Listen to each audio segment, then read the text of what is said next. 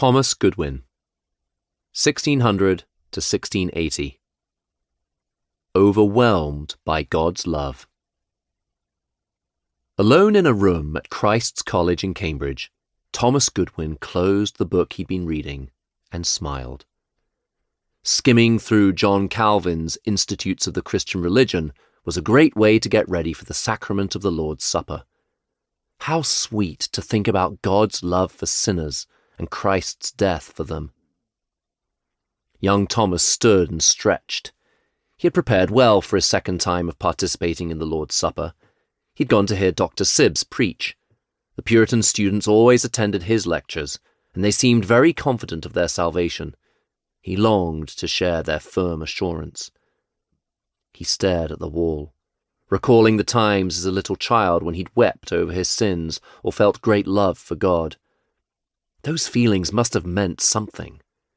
And when he'd participated in his first Lord's Supper at the college, he'd felt such joy and comfort when everyone sang the 103rd Psalm. He returned his book to the shelf, singing softly, "Bless the Lord, O my soul, and all that is within me, bless his holy name." This second communion was sure to be an even better experience. When the day of the sacrament arrived, Thomas filed into the chapel among students who towered over him. He had entered college a year younger than most and was the smallest boy in the entire university. As he was about to receive the elements, someone tapped his shoulder.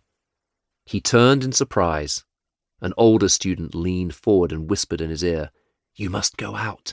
Your tutor says you are too young to partake." His face red with embarrassment, Thomas walked out in front of the assembled people. With stiff legs and a burning heart, he marched back to his room.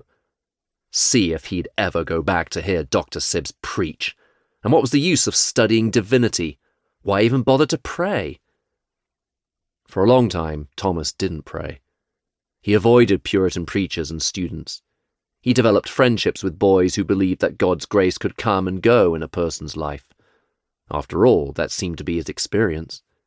He and his friends admired Dr. Senhouse, whose less spiritual sermons demonstrated his wit and learning. Thomas decided to speak like him. Thomas Goodwin may have thought he was finished with Puritanism, but God wasn't finished with him. Over the next several years, the Holy Spirit gradually worked in his heart.